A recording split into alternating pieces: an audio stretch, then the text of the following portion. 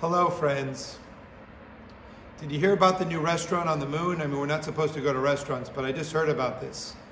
The food is excellent, but it has no atmosphere. What about the moon went to his therapist and said, I'm having all sorts of problems. The therapist said, don't worry, you're only going through a phase.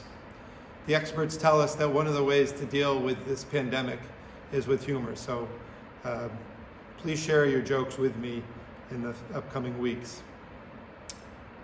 I am talking about the moon because today is Rosh Chodesh. It's a new moon, a new Jewish month.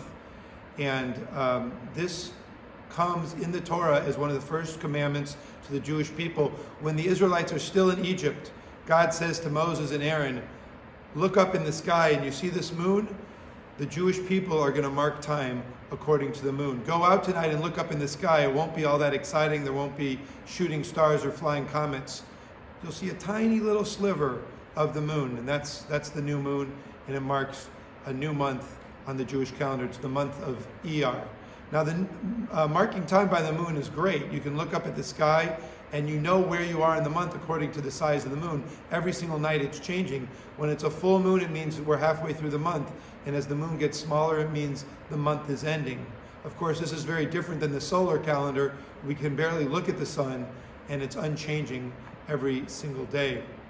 And to keep the lunar calendar connected to the solar calendar, there's a little bit of work we have to do. We add a leap month every once in a while to keep them in sync.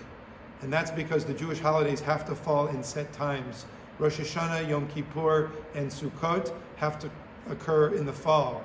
Passover, which is also called Chag HaAviv, the holiday of the spring, it has to take place in the spring. And Hanukkah takes place when we light our menorahs and we bring light into the world at one of the darkest times when the night is longest.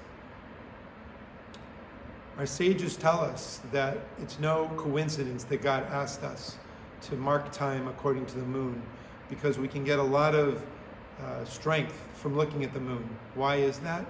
Because they say the moon corresponds to human history and to the history of the Jewish people. We live in an imperfect world. There are times of great challenge, times of pain, times of darkness.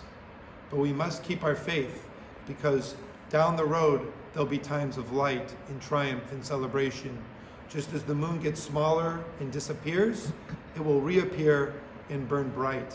So let us look up to the moon and let it bolster our strength so that we can stay together, look out for each other, and get through this together. Shabbat Shalom and Chodesh Tov, wishing you a great Shabbat.